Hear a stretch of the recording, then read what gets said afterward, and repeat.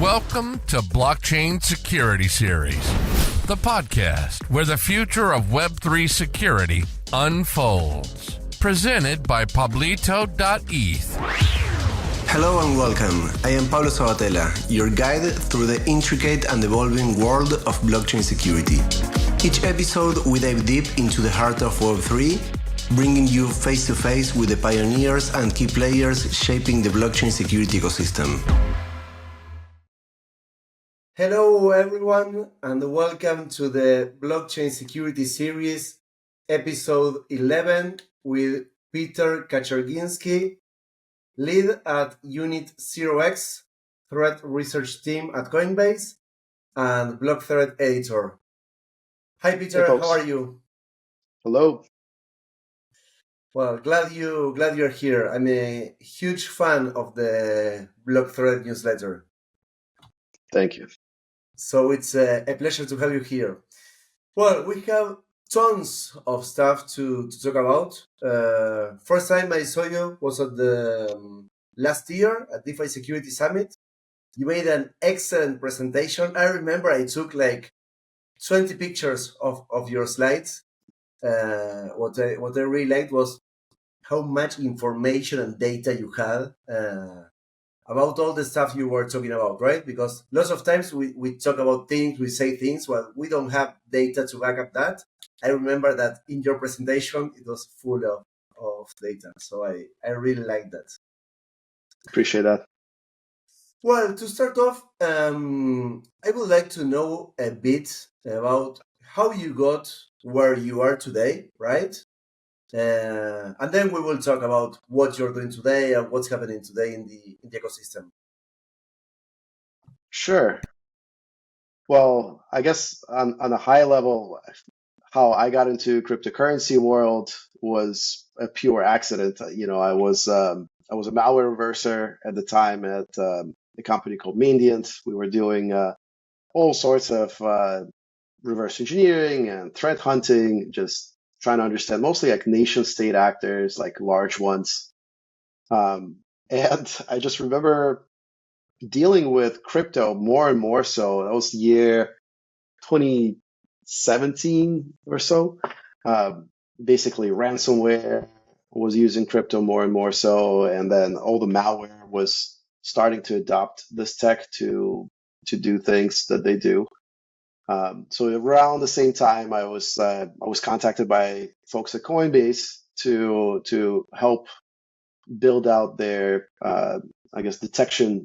security detection team. So it was a kind of a leap of faith at the time because the reputation in the traditional security, and still is to some degree, is kind of like suspicious of the crypto world. But the more I read about it, I love the idea of like what the industry is, why is it that we're doing what we're doing? What's the meaning behind it? So it was a happy accident, and it's been more than 6 years now, and still enjoying it. Like it's never a dull moment. So it's been a journey. Nice. And going back, right? How did you start with security, with hacking? Like what got you started or interested into this industry before crypto, long before crypto? Oh yeah,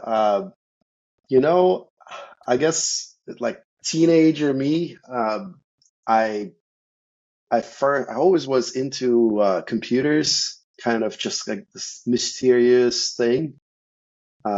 Did not fully understand what's going on. There was a lot of imagination running. And there was one time, I remember it was back in 97 or something like that, I saw a movie, Hackers. And frankly, it blew my mind. Like around the same time, I was on AOL. For those of you who remember, I'm dating myself. I was on AOL, and there was like hacking chat rooms there. And we were like punting each other and scrolling and phishing. Fun fact, the word phishing was born out of AOL chat rooms. Like that's what we used to call phishing for passwords. And around that same time, like I saw the movie, and it was just pretty mind blowing. Like it's for someone I'm not sure how you were as a teenager. I was very lost, confused. Like, and this was like this, wow, I can do something with this machine and I have control over it. So it was pretty revealing. And then I just kept going year after year, and uh, met a lot of friends. I joined an organization called 2600. That's mostly around US, but it's a global organization centered around a The magazine. magazine. The magazine, Exactly. right? Yeah. Yeah. I remember. Well, I started with the hacking and security as you, thanks to the movie, to the Hackers movie. Uh, and I always talk about those years as the golden years with the e-signs and everything. But one of the things that got me more connected to the community was that that magazine you remember that they used to organize one monthly meeting. I think it Yep. was in the first or second Friday every month in First a Friday of the specific month. bar. First Friday of the Hmm. month in a specific bar in every city, and in Buenos Aires it was in a street called San Jose, and Hmm. there I started meeting like everyone. Right, I was very young. I was like 15 years old. I was an script kiddie, and I was there, and I tried to understand something, but well, that was an excellent time. Same. I just Freaking remember someone showed me, like, one of the first meetings, someone showed me Wi-Fi hacking, and they were walking around with a laptop, and they broke into a nearby building and were printing some kind of ASCII art on that. Like, they found an open printer port, and they were just printing pages and pages of this ASCII art on there, or messages. I can't recall now. And it's just like, wow, like, this is crazy. Um, but with the takeaway from it, sounds like you experienced the same thing, like very welcoming, warm community, like very ready to share knowledge and welcome new folks to join, like, kind of like what we have in blockchain security right now, which is, so I'm yeah. seeing a lot of parallels. Yeah, I totally agree. I see lots of parallels. Uh, Something that was interesting also about those meetings was that if when someone was traveling abroad, they used to go to those meetings, so you could meet people that in other opportunity you couldn't. I remember that once some guys came from Netherlands. I think that they were the one of them was the one of the inventors of Wi-Fi, right?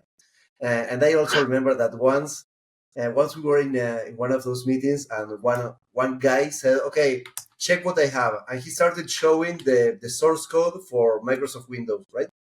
And 2 weeks after that, that news appeared everywhere that Microsoft Windows code had been stolen, and I was like, Hmm. "Oh, I saw this 2 weeks ago," and I couldn't believe it. Nice. Yeah, it was a nice time. Also, you had I remember like the well, blue boxes, red boxes, all the information going on through the e-signs. Yep. I had a website called Jaquemate that was the biggest hacking website in Spanish at that time, and I had in fact at that website I had the biggest collection worldwide of e-signs. I still have it. I should upload it somewhere. Oh yeah. Yeah, so it was great times. I also find that uh, not so many people that are today in blockchain security come from Web2 security, right? Hmm. But some people, as you or me, do. Well, we have all these things in common. Yeah, it's I think, I guess it depends what area you come from. It's like, this was, as you described, the golden era. Like, I think there was a lot of information sharing. Zine thing was a thing. Like, Yeah, people were writing these massive text files with. I remember reading, like, what is this, like, Smashing the Stack and Malik Malfikar. I'm like, whoa, my God, what the hell are these people? They're wizards. So there was a lot of good, innovative research being thrown around. Like, every week was some revolution. Um, yeah, it was. I missed out on the freaking though. I feel like I yeah, read so much about the color boxes, but by then, like, the phone system was already upgraded. So I tried my best. Like blue boxes obviously didn't work in the 90s, or You remember maybe in a few places, but the Captain not where I Crunch? was. The Captain Crunch Yeah, I met that was Crunch the at one of the conferences. Very interesting guy. But but I yeah, remember it's the Captain Crunch cereal boxes that came with the whistle with a whistle that had exactly the that yeah 2600. yeah exactly. Okay, great. So Yeah, now going back to today, right? You're not you did many things into security. Uh, Tell me a bit how and why you started BlockThreat. That became, in my opinion, the most important newsletter in blockchain security, right? I hope so. I guess the goal is first and foremost selfish. It's a kind of a self-motivating factor week after week to stay on top of events, stay on top of trends.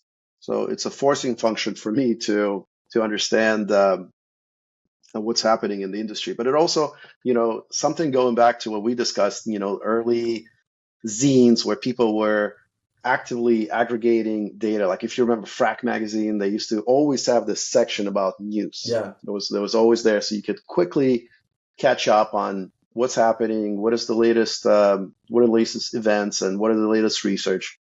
So I kind of took inspiration from this like text file era kind of publications to replicate it in the modern forms. It's a newsletter, and I try to the audience that I always have in mind is basically us. Like, what if this is something that I find interesting? Like, I want to look at the latest security research. What is the hack? What was the root cause?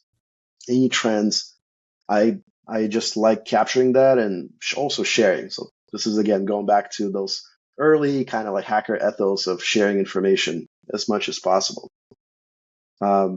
Yeah, and I completely missed it. It's been so busy. I completely missed the 5-year anniversary. I can't believe I've been doing this for 5 years now. five So this is years. Wow, probably, that's a lot. yeah, it was kind of fun looking back at the pages back in like 2019 when it started. It's like, we dealt with different problems back then, but things got interesting. Nice. Yeah, I did something similar, both like 3 years ago when I started a blockchain and cybersecurity academy. I started researching lots of topics, and I said, okay, the best way for me to consolidate this knowledge is to write it and to teach it to someone else. So I started that, and then also with the podcast, I said, hey, I found no podcast about blockchain security at that moment. Then I found that there was one, and I said, I want one. I need one. Okay, let's do it. So yeah, I agree that the editor or the host or the professor, let's say, is the one that learns the most usually. Yeah. So we encourage everyone to generate content, right? It takes time, but it Yeah, it is the best way to learn as well. I like trying to get something out there forces you to really understand, like, is what you're writing true? So there's like this little almost like fears, like, oh, I don't want to write something silly or something like that. So it does force you to understand the subject that you're writing on as much as you can to release good information. But yeah, yeah it's kind of interesting that from podcasts to newsletters, we can look back at traditional security for what people did 10, 20, 30 years ago, right? And we can adopt a lot of the practices, community practices. Yeah. yeah totally. What do you what do you find like if you had to say one similarity and one difference between security 25 years ago and now, right? You know, some things have not changed a bit, and some things have changed a lot. What is one thing that you think that for each one of them? I guess for traditional security, it became kind of commoditized, right? It's not like one of the things that pushed me towards blockchain security is that traditional security, for the most part, is a very well-traveled road. People have been writing exploits and stack overflows and then heap overflows and then all sorts of bypasses for decades. So a lot of stuff that is in traditional security, I think people are more focused on more high-level things like how to run a security organization, how to run security program.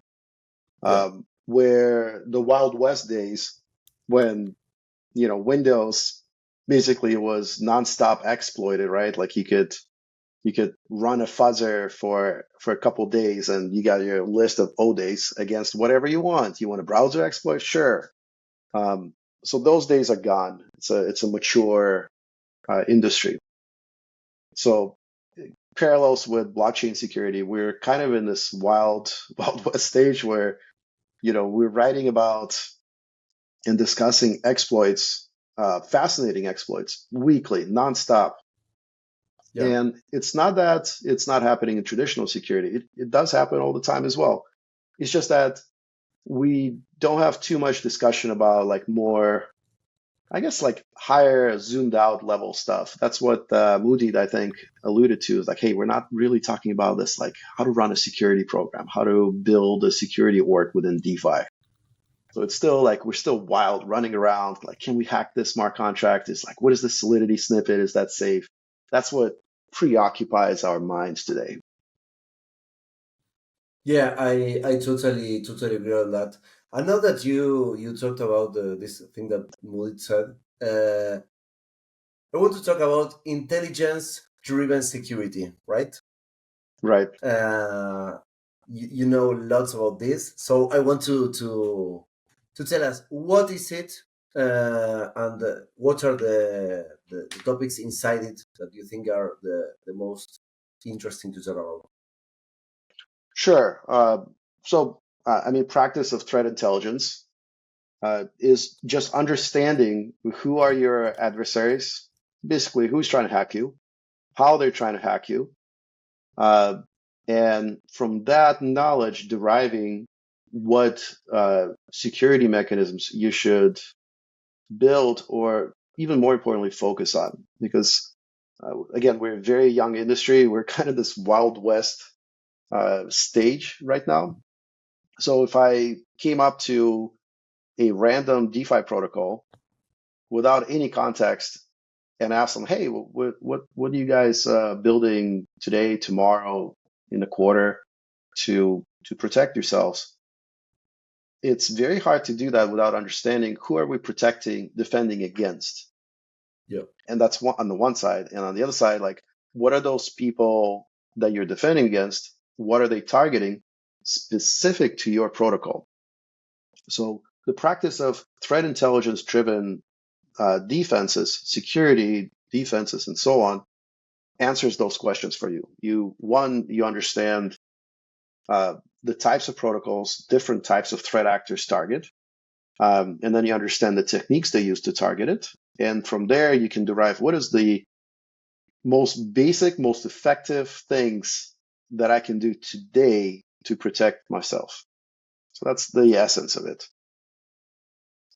Yeah, totally. And I think that one thing that perhaps is being missed by most DeFi protocols, maybe, now we can talk a bit about that, is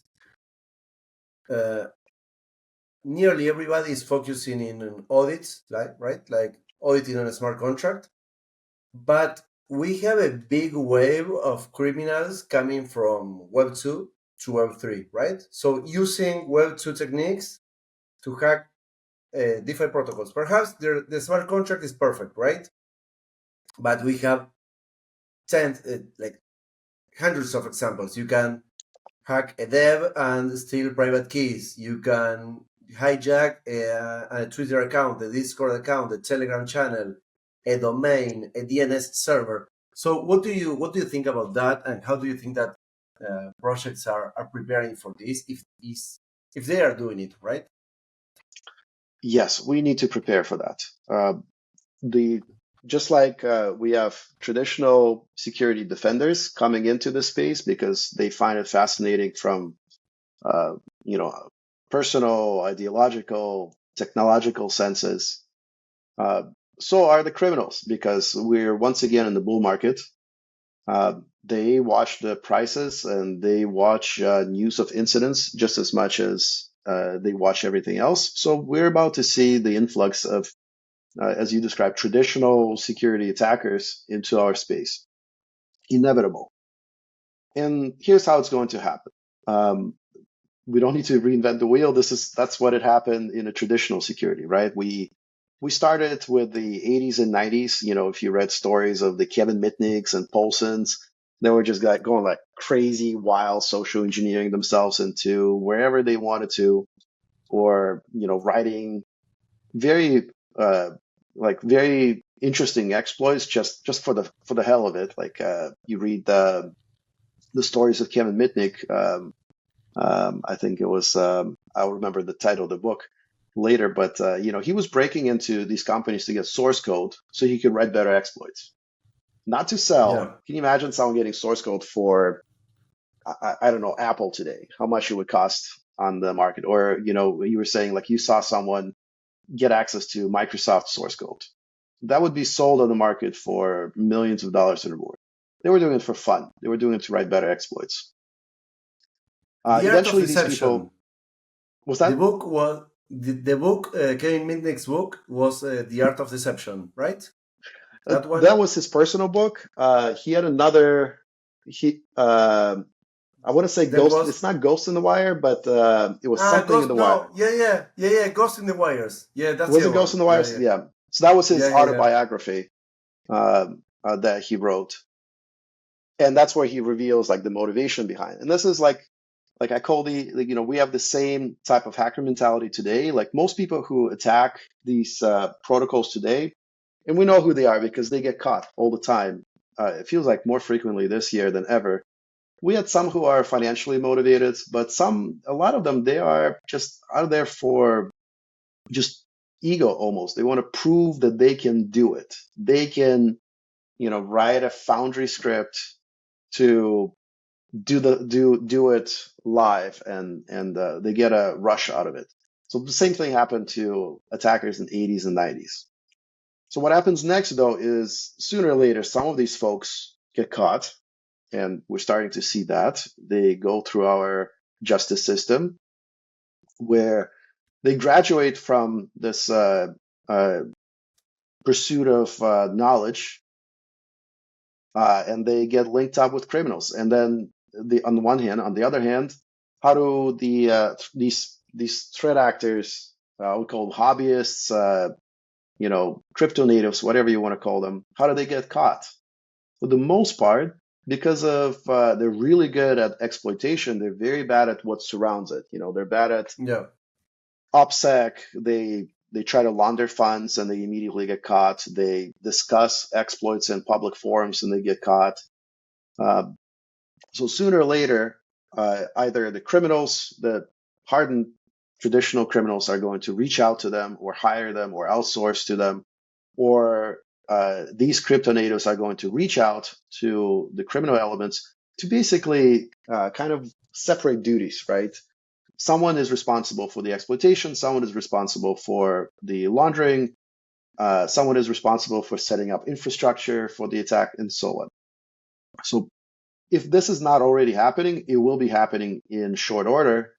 And what we're going to graduate is basically, if you remember in 2000s, the massive, at that time, the primary target were credit card numbers, social security numbers. So we're going to see the TJ Maxx's, the Gonzalez running crews where they had, old school hackers on staff who would be responsible for doing their little thing. Like there was this one hacker, I know his handle was like Unix terrorist. He went by Unix terrorist. He had like one tiny little responsibility to write a backdoor, and he did. And then he gave that to whoever was running, the ringleader, who used it to distribute it on all the cashier machines, and then send all the stolen stuff to some Eastern European entities who were doing the actual laundering and monetizing and so on. The point is, we are approaching that stage, and that's very dangerous, and we should start preparing for it, because not only should we be worried from what is unique to our industry, which is like smart contract risk, but also what everything else that surrounds it. Because as much as we just want to focus on smart contracts, the fun stuff, we're also vulnerable from all other aspects, like from our operational security, infrastructure security, personnel security, and so on. So yeah, they're coming. This is going to happen very soon. Yeah, I agree. Operational security, especially speaking, because it's what I mostly focus on. Every time I check some team or some founder specifically, or we check some infra or whatever, it's always a disaster. But like 100% of the times, right? And nowadays, now we will talk about attack vectors, right? But Sure. I am seeing like every time more like those kind of attacks, right? Like social engineering. Well, it's been growing a lot. You for surely have seen all these interviews from reporters, VCs, or recruiters. Mm-hmm. They're so basic. When you see them, you say, yeah, that's social engineering. But I've seen like 3 or 4 reports of people talking to me daily. That's a lot, and they keep on falling for that, right? It's incredible. So well, Yeah. Today you published about the top 10 ways that DeFi protocols get hacked, right? And what you Right. learned from reviewing more than 150 DeFi hacks. So, what did you learn from this, and what will we all learn now? Yeah, I really wanted to prepare for this chat, because I wanted to have hard data. What's the latest? What are we dealing with? So I went through a list. I aggregate every single hack that I write about, at least in the newsletter. I try to capture most of them, and I was surprised. I expected the usual suspects. The price oracles, and people doing fancy stuff with like lending protocols with like some kind of reward manipulation being the top two. Not the case anymore. So on that list, we have the number one attack vector that DeFi protocols lose their assets is simply stolen private keys. Number 3 way that protocols lose their money is insider threat. So combined, like if you look at like monetary value of how much was stolen through these completely nothing to do with cool smart contract exploit things, 80% of the value stolen in the last, basically so far this year, up to June 1st, was due to nothing to do with smart contracts, just operational stuff. People getting, I mean, how are those private keys are actually stolen? Are attackers writing old days, trying to break into some AWS services or your laptop, trying to steal it? No, they're phishing you. They are social engineering you. They're finding stolen credentials somewhere that are accessible, and then they try to exfiltrate data this way. Why go to this crazy effort of writing ODAs when you can just social engineer somebody and drop malware there? And same with insider threat. Insider threat and stolen private keys go hand in hand. Like, yes, they stole from somebody, so from some insider who had their keys unencrypted, or who was doing something on their laptop they should not have. Were they downloading something? Are you dealing with a contractor who is working with a million other companies, downloading all sorts of stuff? So insider threat. Also, I've never seen insider threat pop up on these top 10 lists before. In the past year, it wasn't even registering. Today, it's number 3. So I guess what I'm seeing is either we got really, really good at defending against the traditional smart contract exploits, which let's pat ourselves on the back. Maybe that's the case. We really, we have amazing audits. We have good training available. Developers are well aware of the top threats, and maybe to some degree we solved it. Let's be optimistic about it. But then let's definitely not relax on that front and continue educating our developers and improve our tools and audit practices. But this is a wake-up call. We have just graduated from the 1990s exploitation in where traditional security was, where it was just like programmatic exploitation, to these mass phishing campaigns that we now need to think about how to defend against. How do we defend against insider threat? How do we develop a security program where a single key compromise cannot result in your entire company being drained? And how do we detect all of that? How do we respond to all of that? So it's basically, I guess, what I alluded to in a newsletter that I recently published. On the one hand, it's bad. On the other hand, it's an indicator that we are maturing because the threats that we need to protect against are also maturing. That's what I'm seeing from this top 10 list. So yeah, that's something to discuss, I think, a lot more in the future is how do we build mature security programs, DeFi specific mature security programs. And that's interesting. Yeah, I agree. And I think that something that perhaps we should copy from traditional security is having like these industry standards and procedures and to so that companies know how to work, right?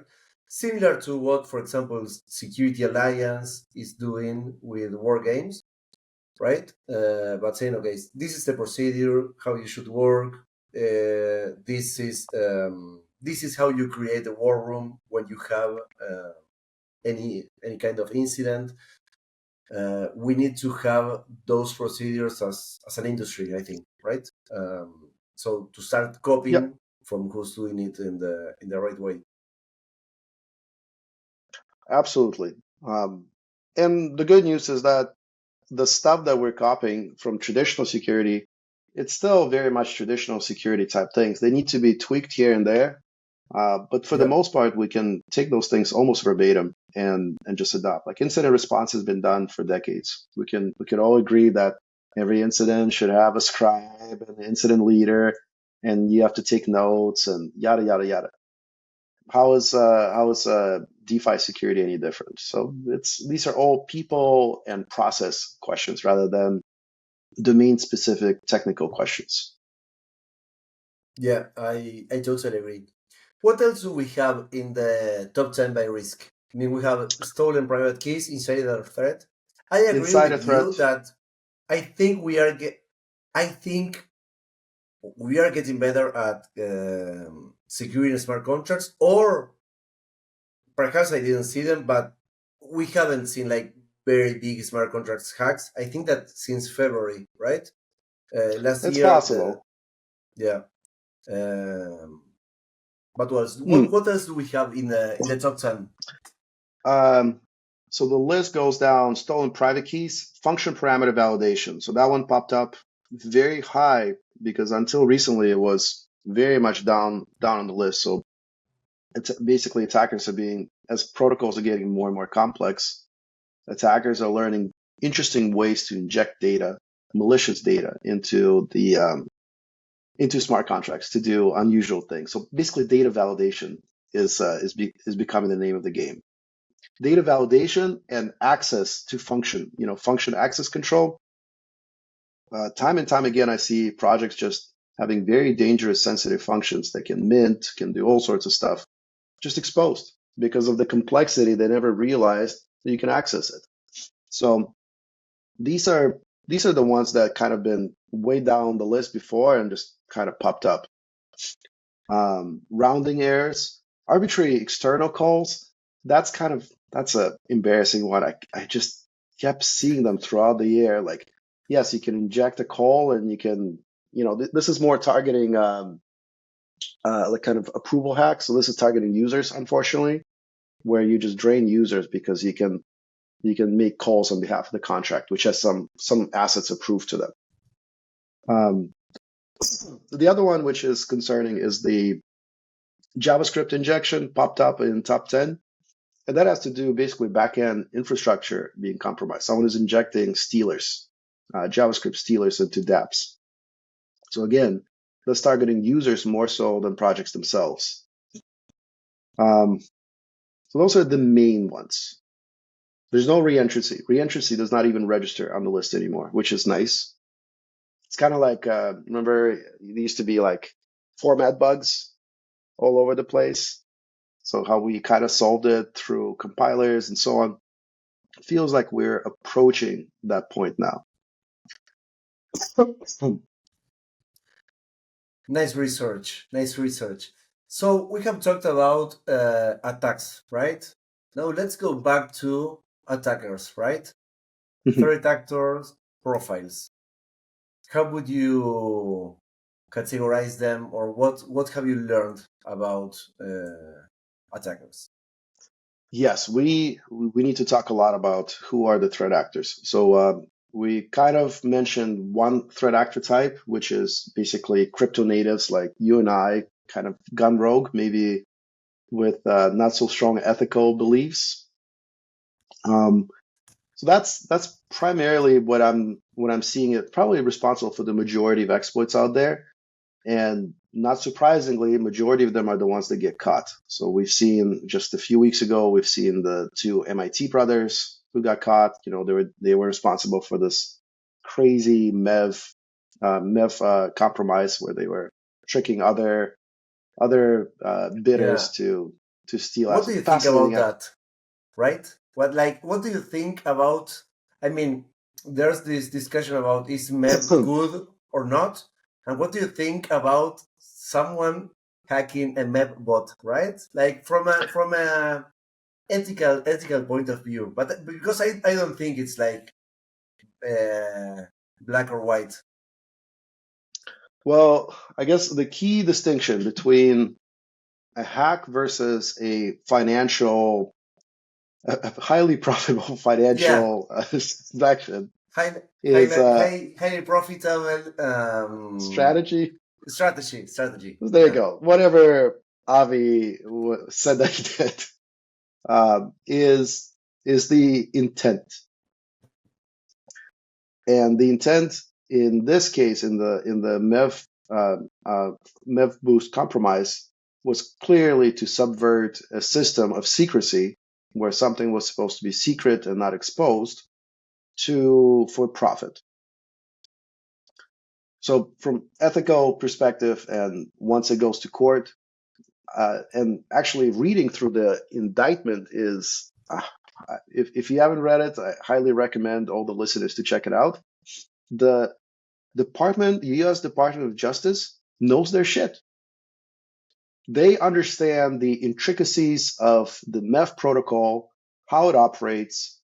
If you were hoping that this is just too complex to understand, or this is too novel, that time has passed. Like the indictment goes in very deep technical details over how the protocol works, exact nature of the attack, where they were able to extract the data, how exactly they targeted all the victims. So that's interesting on its own. But fascinating hack from a technical perspective, unethical. These guys are going to jail. But it gives us an indication of who do we need to protect against, which is someone who is extremely technically proficient, right? And then we look how these guys got caught, extremely bad at OPSEC.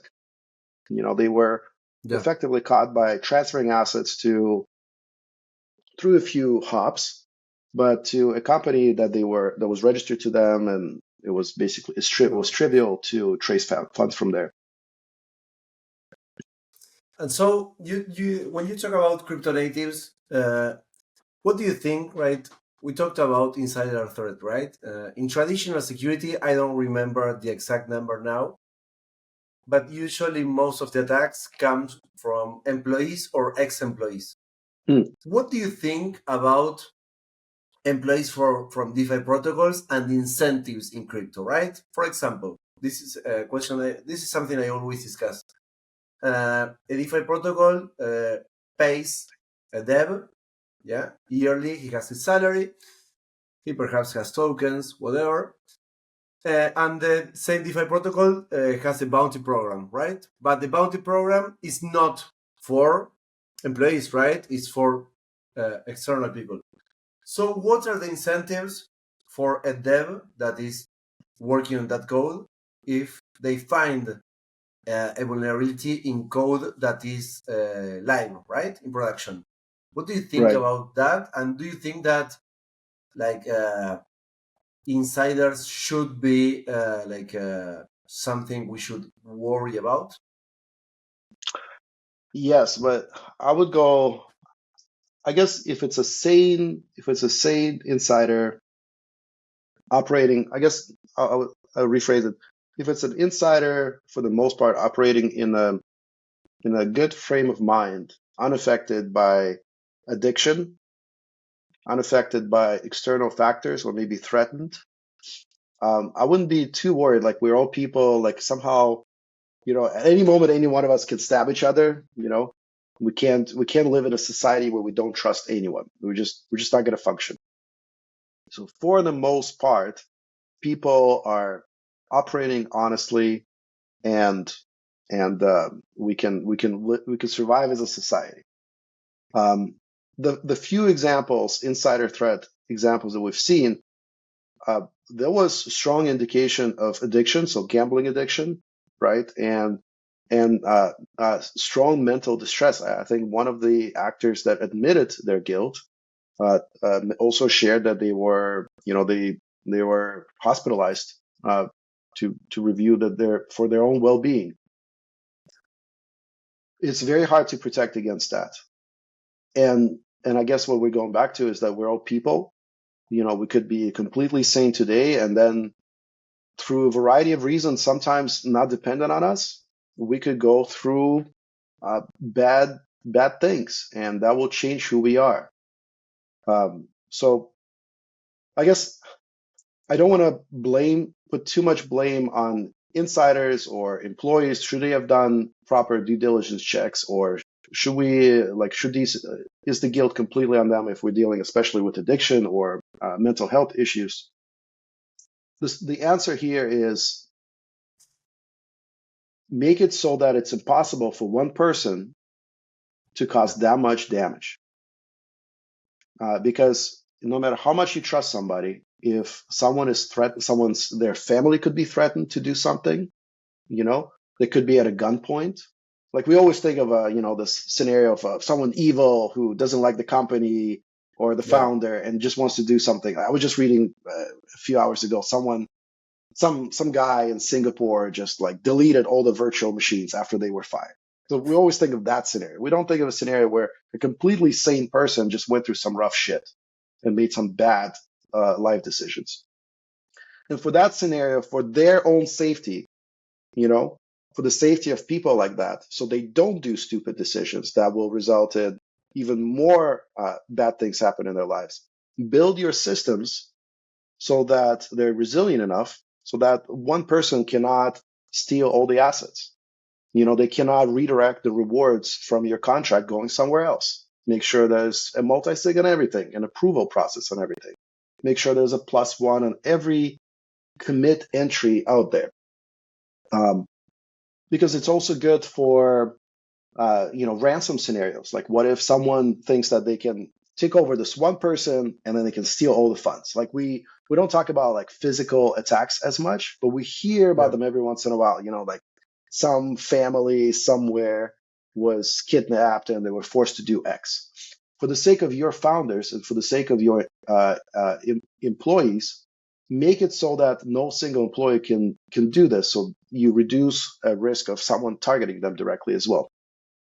So think of insider threat in that frame of mind, not like adversary, like I can't trust everyone, but like no one can fuck up to a degree that my company does not exist anymore.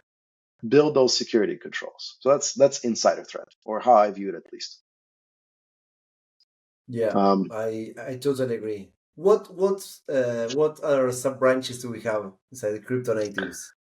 Sure. Crypto natives, I guess one branch, and when you hang out in the security community, you always meet these people. Very strong ego.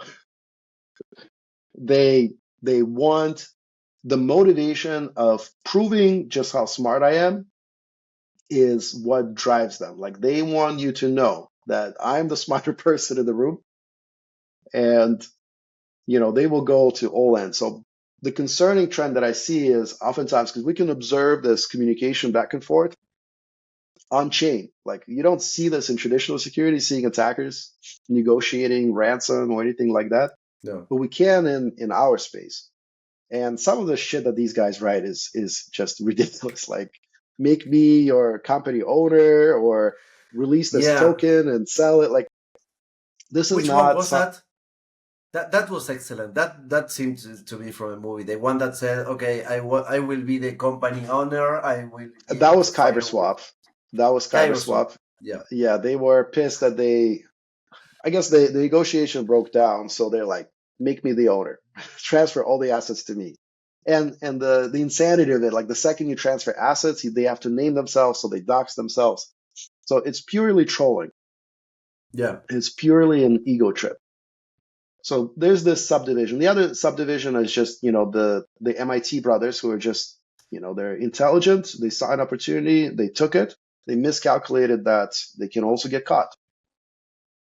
So that's another category. So we're basically seeing all the same types of people that we dealt with in the traditional security, like I would say like mid to early 90s.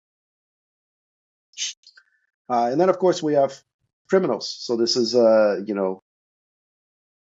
this is like traditional criminal threat actor groups, financially motivated, who are getting into the space. So we saw that the FTX hacker, or one of the pieces within the FTX attack, when they drained it just in the times of the bankruptcy, was someone who was very much in a traditional criminal underworld, and they were operating SIM swapping. I don't think they were responsible for the entirety of the attack, but they were, again, what I described, they were responsible for their piece of the puzzle. So we're seeing these guys enter. And then, of course, the nation state. So nation state, North Koreans, like this is North Koreans for now. Like we'll see how much further we push like someone like Russia towards sanctions. They may be joining the space as well, like if they can't operate freely. North Korean attackers are already operating from Russia and China. So they already are based out of there to launch their attacks. But if you read the article about the fake IT workers, yeah. So if they're operating there, they may be getting help from traditional criminal, I guess, criminal groups within Russia and other Eastern European countries, or they may get help in the future. Yeah, I remember that case. In fact, there was a war room created with people from SEAL, and I got into the war room like 6 hours later, right? But I remember that I read everything. It was a movie. It was that was a movie. The other day I was thinking about all the very useful information that you have in war rooms that never gets published, right? For obvious reasons. Yeah, but that case was, I could not believe it. Yeah. So how's the evolution of these nation states ways of working? What are you seeing there? Well, I guess I previously talked about this elsewhere, but again, you have to think like who is attacking you, and Yeah. you're being attacked by an army. So they're about like, I think last report I read was like around 2,000 people that are either enlisted or some kind of like government employees. They're not getting bonuses. They're not doing this for fun. They work in an environment where they were given goals and they satisfy those goals, right? So for now, what we're seeing from them is basically reusing traditional craft that they used for others, for other entities, to the usual tactics, the social engineering, the info stealer malware. They have all these tools already available at their disposal, so they're just going to use that because that's enough. You don't need to come up with crazy, uwu style exploitation where you're like manipulating oracles everywhere. Just send an email to everyone, or just bribe your contractors, bribe your employees, invite them to interviews, and drop malware on them as an interview question. Yeah. Stuff like that works. And I would, if I was a company, a DeFi project, and I was trying to worry about something, I would worry about that first, as opposed to thinking like some crazy smart contract exploit. You passed your audits, you passed your basic due diligence. Worry about everything else for a second. Like take a break from all of that. Yeah. I totally agree on that. So we talked about different threat actor profiles: crypto natives, criminals, nation states, and insider threats, right? Yep. In fact, now I wanted to ask you. I forgot what case I was gonna ask about. Yeah. Do you remember? I don't know if you saw that some weeks ago they published an investigation on. I'm not sure if it was Inferno Drainer or Angel Drainer, about some wallet Mm-hmm. trainers that Quitting. they had no, yeah, one quitting, but another one that they had registered the company, and they Oh also yeah. showed how the In UK. guys had a booth at the conference. Did you see that? Yeah, I remember that. So what do you think about that, right? And what have you It's seen almost about like trainers? here in the US, we on taxes, we have like a little Yeah, checkbox where you say, did you make any earnings from criminal enterprises? Yes or no? yeah, And yeah, you're yeah, like, yeah, I don't know how to answer that. Do I say yes and then I'm honest and then FBI is going to talk to me? Or do I say no and then I'm evading taxes and they're still going to catch me? Now, not only did I steal, I'm also evading taxes. So I'm adding years to my sentence. So it's like, so it's kind of weird that they're doing what is understandably a criminal thing and they're releasing. But I'm guessing it, I mean, I don't want to say it's hubris, but maybe they think that they can position themselves as a semi-legal entity to get some kind of cover. But beyond that, it doesn't make any sense. But on that note, like one thing we didn't cover at all is user space security. We spent a lot of time talking about DeFi protocols, and we talk about how, but all of this build, like everything that we're building, is not for the sake of building more chains or more protocols, more lending infrastructure. It's for the people. And that's a whole other uh, maybe hours of discussion of like the UX issues with our wallet software, the missing we're seeing some like tools about that try to detect malicious transactions, try to block list malicious addresses and domains. And we basically started doing that like a couple of years ago, maybe a year ago. So I that I would say like second to DeFi projects themselves being compromised through um, operational security issue, I would say equal if not more so actually. User security is what concerns me, or lack of people building security for our users. So that's maybe another time we can dive into this.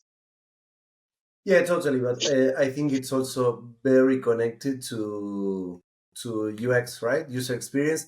And when I say user experience, I don't mean obviously like design, but things like private keys, right? We if we want to build the future of finance or the future of identity or whatever, we and we want mass adoption, we cannot depend on someone keeping something secret, right?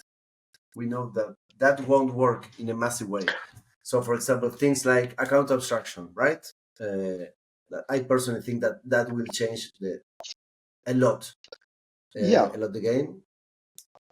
we could have all sorts of things. We can have built-in block lists of or even allow lists of what we can and cannot interact with. So we can stop users from doing not bad things as in, but like dangerous things.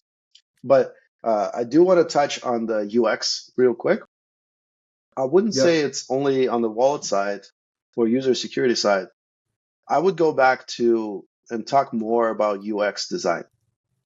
Because it is important. It's just as important as the way that we protect the private keys. Is what kind of when I think of UX is it's not just like pretty buttons. It's the flows, the flows and interaction patterns that users perform to do things. So if our interaction partner today is to go to a DApp, there's a pop-up, and we say, oh, sign this quick permit to say that you understand whatever rights. We teach them to, oh, click this permit window yeah, real quick. And then we teach them, oh, there's an approval. Let's do infinite approval. Oh, we're used to doing this approval now. And then here, sign this transaction. It's just a big hex blob. I don't know what's going on there, but you're just trying to swap things. So that's the UX. So we're teaching them to do things, and we were teaching them to do those things automatically. And I know for a fact, I'm looking at scams nonstop. I will 100% get phished yeah, because these interactions that I learn at a subconscious level, I may be able to catch it most of the time, but one day I will be tired. I will not be fully attentive, or I will rush, or something will trigger me like, oh my God, there's this, Sam is dropping a new brand new NFT from his greatest exploits. I'm just like, okay, I want to get this, and I will get phished. So I want to remove this element of users should know better. Users are users.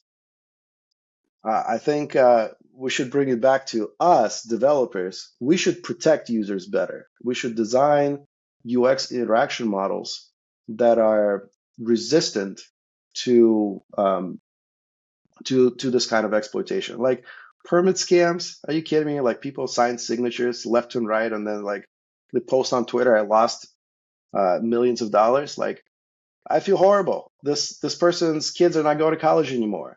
I don't care if they made the silliest mistake in their lives. Their kids are not going to college anymore. And that bothers me. Like that's what we should be thinking about. Everyone makes mistakes.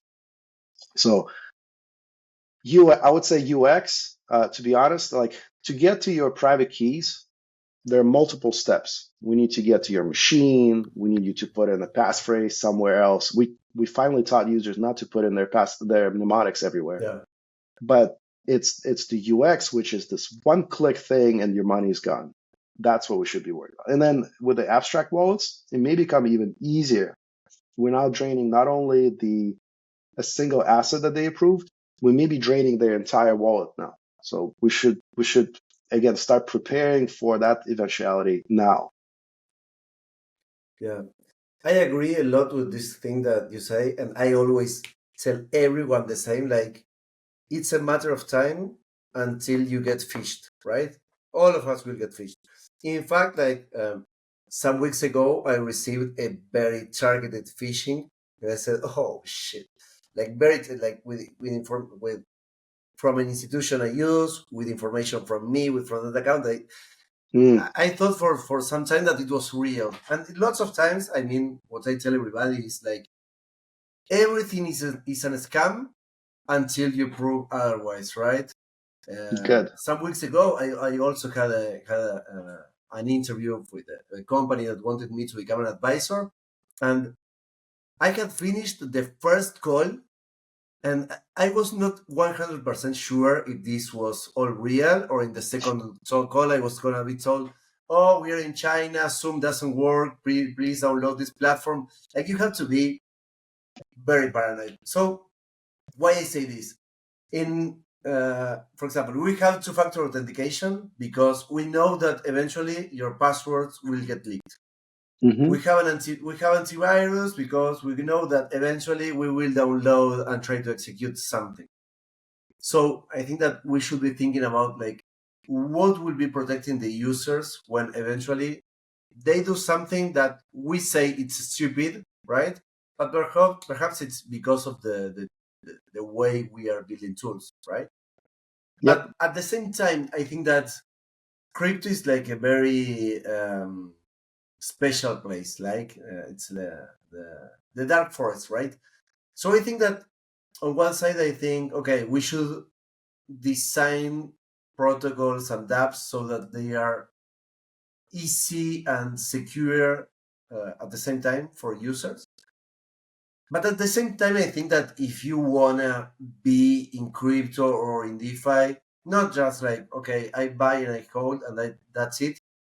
You should know about cybersecurity, right? And I also think, and this is where my question is going, like I think that cybersecurity is something that everyone should know about, right? Everyone should know, but not people in crypto, but like every person should know what's phishing, what's a virus, what's an exploit, because it's now in our everyday life, and criminals are advancing rapidly.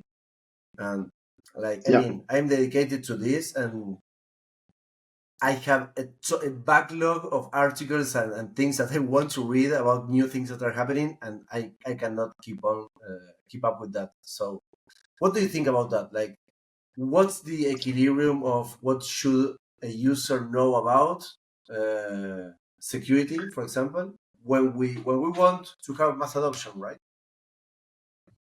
Yeah. I completely agree that, well, one, mass adoption is having trust is key to mass adoption. Okay. Yeah. We can create the most convenient, one-click experiences for our users to interact with DeFi projects. We can throw crazy yields at them, but if people don't trust the system, then they will simply not use it. So, an example like credit cards in the Okay. 60s, right? The first reaction was like, "What the hell is this? Like, I have a card and I don't trust it." So the credit card company said to institute this chargeback process where no matter what happens to these cards, we got you. We will give you money back. So they were able to buy this level of trust through the chargeback system. So you go on the credit card bill. I don't recognize this charge. You put a checkbox, and you may have a small interaction, but for the most part, if it's a scam, you'll get your money back. On crypto side, we don't do chargebacks. It's a permanent transaction. So the solution for that, like just like credit cards in the 60s had the system they instituted, where there's kind of like an agreement to build up trust within the cryptocurrency world. We can build the same level of trust through technology, through cryptography. So if you're signing a transaction, you need an assurance of what you're about to sign. You know exactly what's going to sign and describe to you in layman's terms. I don't want to know what the 4 byte I'm calling. I want to know what is. I don't even want to know what the method I'm calling. I want to know the effect of it. Is the money being transferred from point A to point B to the exact amount? So we can build those systems, but we need to build those systems with the expectation that I don't want to build all of this for basically you and I, so that you and I will be lending funds back and forth. That's not who we're building this for. We're building it for people who are not very computer literate, who do need to use this. Like we're building, like the whole point of this industry is we are liberating people who would not normally be able to participate in any financial network. They don't have credit cards, they don't have bank accounts, and that's the majority of the world. And then suddenly we're giving them the ability to graduate from this, almost barter cash exchange on the local market. We're allowing these people to transact globally. That's huge. That's very important what we're about to do. And those are the people that we need to target. So, and we'll get there, but we need to start thinking about like the we're building the abstract wallets, start thinking about what is it that we can build, what kind of hooks that we can put inside the abstract wallets that will protect these people. We're about to enable one-click transactions, right? With abstract wallets, you don't need the usual approval, send, receive. Why don't add some kind of like a quick Oracle check to see that they're transacting with known scammers? And then run massive, we have tools to detect exploit contracts live, right? Why can't we detect the same Inferno campaign deploys and see there's a new campaign in progress. Let's catch it now. We're not going to solve it completely, but we can make it so expensive for these phishing campaigns to operate that they may not be as profitable anymore. Like the stupidest thing, like the zero transfers. When they first started popping up a couple of years ago, my first thought was, who's going to get caught to that? This is obvious. This is like such an obvious thing. And then millions were lost. And the same thing, like if we made it more expensive for them. Now, pure zero transfers don't work. They need to put in some value. So that means every time they're phishing, they're losing more money. They have to invest more. And it's still profitable for them. So now we need to push it even more, and this cat and mouse game will continue, hopefully up to the point where both the tech and the public are ready to meet together. So the public is ready to try out, the blockchain tech, and the security and trust also caught up with that. And that's the balancing point that you were asking about. This is the time that we need to prepare for. I don't think people are ready for adoption just yet. We're some time off, but that means we have some time to build up what we need to build up. Yeah, I completely agree, and I like something that you said regarding trust. This is gonna have mass adoption when people trust the system. And also one thing that you said regarding incentives, right, and criminals. If we make it more expensive for them, but also now we are having people that are dedicated to tracing that money, to going after the criminals. If we have that, it will not also be more expensive, but they will see that incentives are changing, right? And Right. I think that's very, very, very good. Okay, great. Well, one more thing. Two things I'd like to ask you. Two more things. What do you think, changing the subject a bit, are the two most important things that you learned regarding incident response practices, right, for Web3 projects that you'd like someone to someone from a different protocol that is listening to this to know about, right? Because sometimes when we learn too many things, we end with nothing, right? So if you had two things that you learned regarding that, what would they be? I guess one thing that I learned is the speed with which all these exploits execute. So what that means is that you're not going to have time to respond manually. By the time you wake up at 2 a.m. and open your eyes and log in to get to see what the alert is, it's going to be too late. So the one lesson that I learned is we need to build everything that we're doing within incident response and monitoring must strive towards automation. Yeah. And that's hard, right? Because we could have false positives and DOS the heck out of your protocol. So, but we need to get to a point, and we have tools for that. We have invariant checking. We have, we can do additional conditions, and we have transaction decoding. We have all sorts of interesting tech that we can kind of mush together to reduce the noise. To have very high, strong signal events that are generated, and shut down that protocol, pause it until someone comes in and investigates. So that's the one thing that I learned. The other thing that I learned is that for DeFi protocols, majority of protocols out there that I interacted with, they don't have dedicated security staff. Mudit from a few weeks ago, he also mentioned that a lot of companies, they don't even have, they have security staff, but they may not even have, like a CISO, like one person responsible for all security. They have, and that's okay for now. And one thing that I learned is to adopt this kind of healthy level of paranoia to the entire team. There's no such thing as a security team and developer team. Everyone is a security team. Everyone is an incident responder. Everyone is an investigator to the degree that they can. And they need to train and practice to perform that action regularly. I would say those are two big things. And then whatever you do, automate, while also everyone should be involved in security. If they're not going to target, the Pablos in your company, they're going to target your marketing person or your HR. They're going to they need one into one system. And from there, they can, elevate privileges and get what they need. So this kind of security mindset is paramount. But the tools are getting better. So I'm feeling much better today than we were 2 years ago, which is not a long time. Look at all the like you watch Twitter, and there's like a never-ending stream: suspicious transaction, hack, analysis. But we see these suspicious transaction alerts, often high quality, popping out all the time.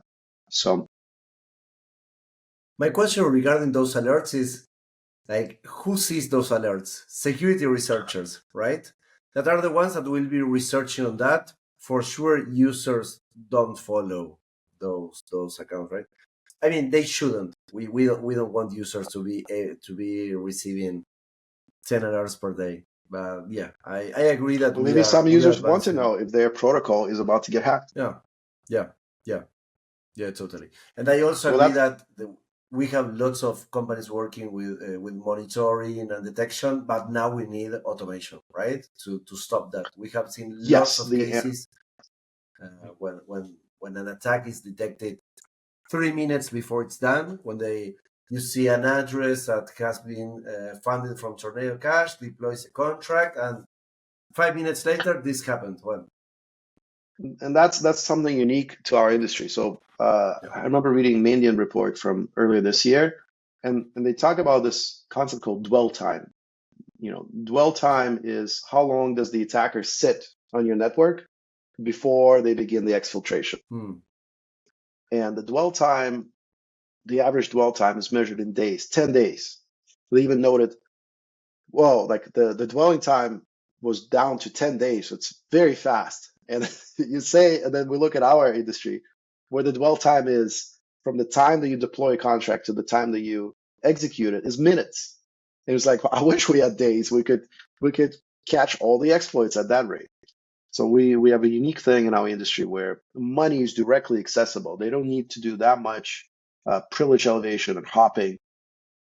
They can just steal the money. So that's why automation is essential as opposed to like traditional security, where they can investigate an alert and wait till Monday morning, get some coffee, investigate, go through like a million alerts that queued up in a week. Most of them are garbage. So we need high quality, actionable, automatable alerts that we could pipe into some kind of system to just pause the contract. Yeah. And in the meantime, we need teams with people in different time zones, please. It has happened lots of times that, for example, you get an alert from a white hat saying, okay, we have found this pool that is vulnerable to this, and you want to contact the team, and or they are in Asia, or they are here, or whatever, and you cannot contact anyone for sometimes 10 hours, right? And that's an issue.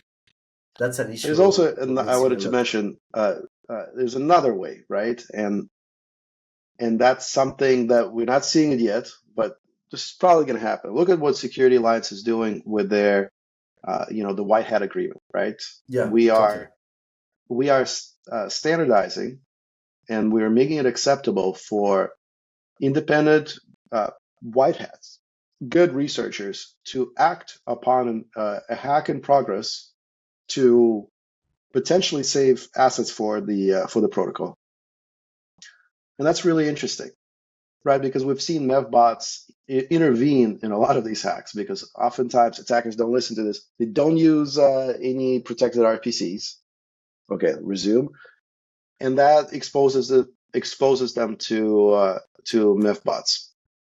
So there's a potential for a whole industry to be born. On the one hand, we can start with what Sam is trying to do with just independent security researchers intervening. But then I always like the automation. Like, what if we had, RPCs that not only protect users, but RPCs that can intervene in the hacks. They can see that transactions being sent through them, and they see that there's a high likelihood of theft, and they can intervene. There's a lot of gray territory there, but I imagine whole protocols can be built around that to birth kind of like a decentralized incident response, where you delegate not only the monitoring, but also the incident response to a hopefully trusted third party to intervene on your behalf. So that's I would say the future for incident response. Yeah, I agree. In fact, some months ago, I don't know if you remember that someone published an ERC that they wanted to put like a killer switch at the protocol level.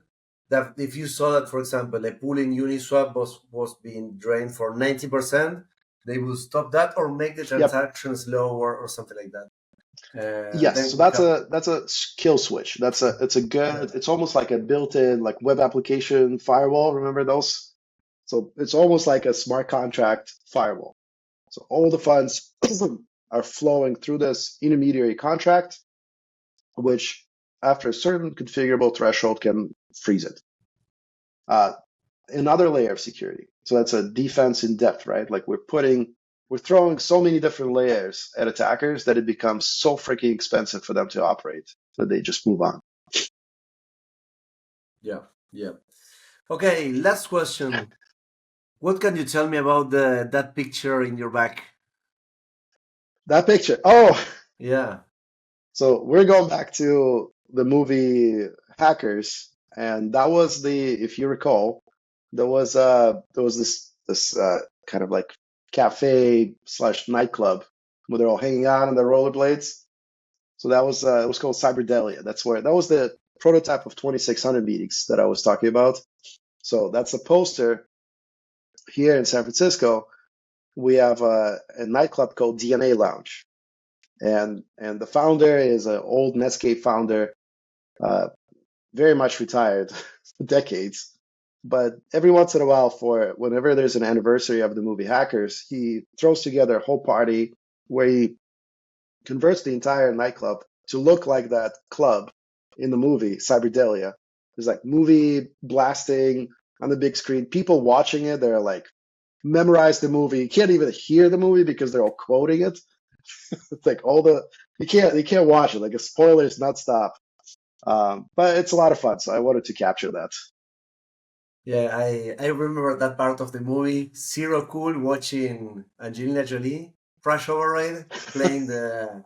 Yeah, and I was also a huge fan of rollerblades. So they even set up the Wipeout game so you can play it. Yeah. Oh. Next anniversary, if they do it again, I'll be there wherever they do it. Yeah, for sure.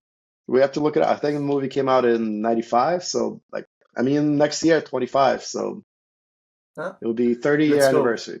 Come visit. Let's go. Yeah, totally. Well, Peter, it has been a great time. We talked about lots of things: BlockThreat, security.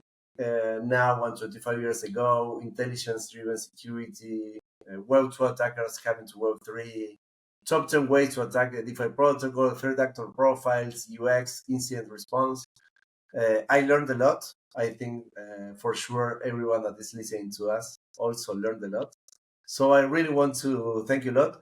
It's also a pleasure for me to have you here. I mean, as I already told you, I'm a huge fan of your newsletter. I always read it. I receive I receive all the newsletters about blockchain security. I can never read all of them, right? But I keep on receiving all of them. But BlockThreat is the one I always read, right? Yeah. Thanks. So thanks a lot for being here. This has been the 11th episode of the Blockchain Security Series with Peter Kacherginsky, lead at the Unique 0x threat research team at Coinbase, and BlockThreat editor. So thank you very much, and well, hope to see you soon. Take care, folks. Thank you. Thanks, everyone. Bye-bye. Blockchain Security Series, the podcast where the future of Web3 security unfolds. Presented by pablito.eth.